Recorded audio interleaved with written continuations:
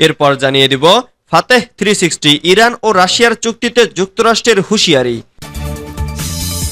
এদিকে ইরানি প্রেসিডেন্টের উপদেষ্টা জাভেদ জারিফের পদত্যাগ। এরপর জানিয়ে দিব বাইডেনের পরিকল্পনার ভিত্তিতে যুদ্ধবিরতির আলোচনা চায় হামাস। আরও জানিয়ে দেব এবার মধ্যপ্রাচ্যে সাবমেরিন পাঠালো যুক্তরাষ্ট্র। সর্বশেষ জানিয়ে দিব বাংলাদেশের অন্তর্বর্তী সরকার নিয়ে ভারতের উদ্বেগের কিছু নেই বলেছেন শশী থারুর। এতক্ষণ শুনছিলেন সংবাদ শিরোনাম, এবারে বিস্তারিত। তবে অনুরোধ থাকবে ভিডিওটিতে একটি লাইক করবেন এবং কমেন্ট করে জানিয়ে দিবেন কোন জেলা থেকে আপনি আমাদের এই ভিডিওটি দেখছেন। যুদ্ধের দামামা, লেবাননে ইসরায়েলি হামলা, নিহত 2। মধ্যপ্রাচ্য জুড়ে চলছে যুদ্ধের দামামা। এরই মধ্যে লেবাননে হামলা চালিয়েছে ইসরায়েলি বাহিনী। ইরান সমর্থিত লেবাননের সশস্ত্র গোষ্ঠী হিজবুল্লাহর পক্ষ থেকে বলা হয়েছে রোববার 11ই আগস্ট ইসরায়েলি হামলায় তাদের 2 জন যোদ্ধা নিহত হয়েছেন। লেবাননের স্বাস্থ্য মন্ত্রণালয়ের এক বিবৃতিতে বলা হয়েছে তাইবেহ গ্রামে ইসরায়েলের হামলায় 2 জন প্রাণ হারায়। এই হামলার তথ্য নিশ্চিত করেছে গোষ্ঠীটি। তাদের পক্ষ থেকে বলা হয়েছে ইসরায়েল সীমান্তবর্তী তাইবেহ গ্রামে এ হামলা চালানো হয়। সরকারি ন্যাশনাল নিউজ এজেন্সি জানিয়েছে ইসরায়েল ড্রোন থেকে তাইবেহ গ্রামে 2টি ক্ষেপণাস্ত্র নিক্ষেপ করে। এদিকে ইসরায়েলের সেনাবাহিনী বলেছে তারা তাইবেহের কাছাকাছি আদাইশেহ এলাকায় দিনভর হিজবুল্লাহর বিভিন্ন স্থাপনায় হামলা চালিয়েছে। গত বছরের 7 অক্টোবর থেকে গাজায় ইসরায়েল ও হামাসের মধ্যে যুদ্ধ চলছে। এই হামলায় গাজায় এখন পর্যন্ত নিহতের সংখ্যা 39,000 ছাড়িয়েছে, আহত হয়েছে 90,000-এর বেশি। ফাতেহ 360 ইরান ও রাশিয়ার চুক্তিতে যুক্তরাষ্ট্রের হুঁশিয়ারি। ইরানের তৈরি ফাতেহ 360 ব্যালিস্টিক ক্ষেপণাস্ত্র নিয়ে রুশ প্রেসিডেন্ট ভ্লাদিমির পুতিন অত্যন্ত আগ্রহী। এই ক্ষেপণাস্ত্র ব্যবহারের জন্য রাশিয়ার বেশ কিছু সামরিক সদস্য ইতিমধ্যেই ইরানে গিয়ে প্রশিক্ষণ নিচ্ছে। ইউক্রেন যুদ্ধে রাশিয়ার সক্ষমতা বাড়াতে ইরান শীঘ্রই এই ক্ষেপণাস্ত্র সরবরাহ করতে যাচ্ছে। ইউরোপীয় গোয়েন্দা সূত্রগুলোর মতে 13 ডিসেম্বর তেহরানে রাশিয়া ও ইরানের মধ্যে এই ক্ষেপণাস্ত্র সরবরাহের বিষয়ে একটি চুক্তি হয়েছে। ফাতেহ 360 ক্ষেপণাস্ত্র 120 কিলোমিটার দূরের বস্তুতে আঘাত হানতে সক্ষম এবং এটি 150 কেজি ওয়ারহেড বহন করতে পারে। রাশিয়ার সামরিক সদস্যরা এই ক্ষেপণাস্ত্রের পরিচালনা শিখে নেওয়ার পরই সেটি রাশিয়ায় পাঠানো হবে।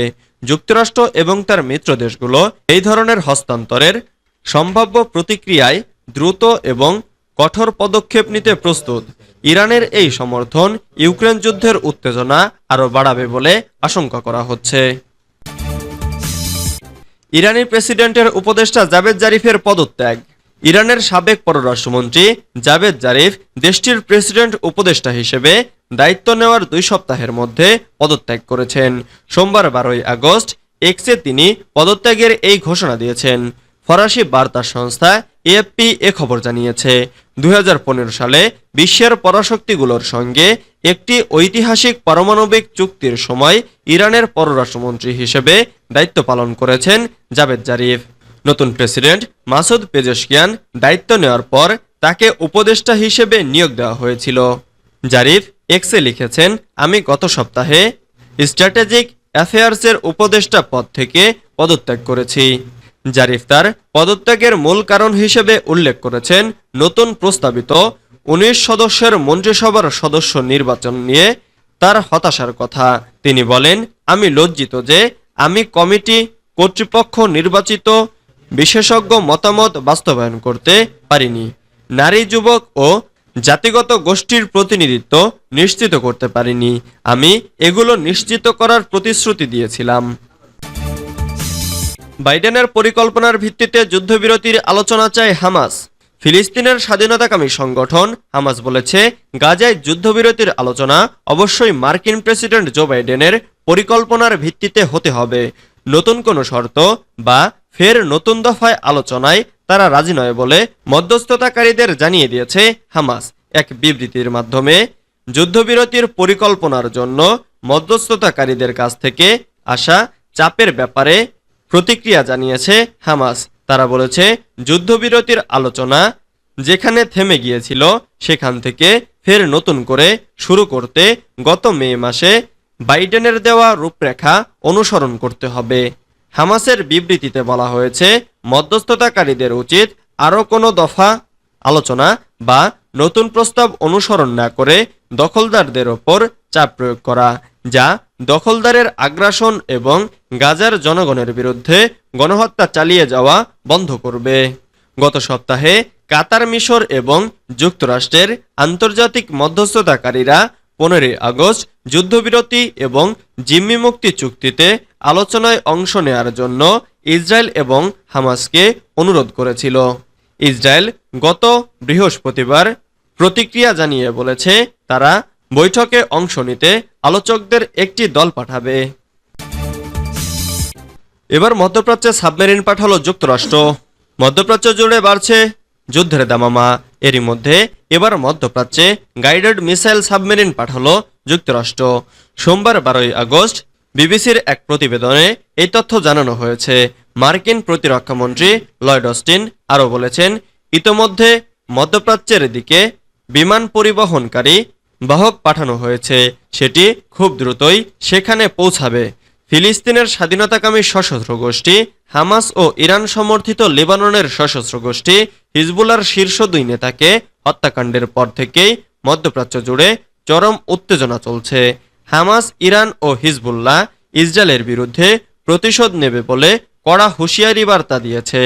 এরই পরিপ্রেক্ষিতে ইসরায়েলকে রক্ষায় মধ্যপ্রাচ্যে সামরিক শক্তি বাড়ানো শুরু করেছে যুক্তরাষ্ট্র।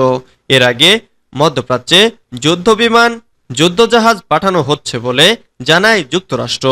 রোববার এক বিবৃতিতে পেন্টাগন বলেছে, লয়েড অস্টিন মধ্যপ্রাচ্যে USS Georgia guided missile submarine পাঠিয়েছে। সেই সঙ্গে USS Abraham Lincoln career strike group পাঠানোর নির্দেশ দেওয়া হয়েছে। বাংলাদেশের অন্তর্বর্তী সরকার নিয়ে ভারতের উদ্বেগের কিছু নেই বলেছেন শশী থারুর। বাংলাদেশের বর্তমান অন্তর্বর্তীকালীন সরকার নিয়ে ভারতের উদ্বেগের কিছু নেই বলে মনে করেন দেশটির বিরোধী দল কংগ্রেসের প্রভাবশালী নেতা ও লোকসভার সদস্য শশী থারুর। এছাড়া তিনি বলেছেন, ছাত্র জনতার বিক্ষোভের মুখে পদত্যাগ করে বাংলাদেশ ছেড়ে যাওয়া সাবেক প্রধানমন্ত্রী শেখ হাসিনাকে আশ্রয় না দিলে ভারতের জন্য লজ্জাজনক হতো। বাংলাদেশের সঙ্গে ভারতের দীর্ঘদিনের বন্ধুত্বপূর্ণ সম্পর্কের কথা তুলে ধরে কংগ্রেসের এই নেতা বলেন, আমাদের এই সম্পর্কের মৌলিক প্রতিশ্রুতি হচ্ছে বাংলাদেশের জনগণের মঙ্গল। দ্বিতীয়ত,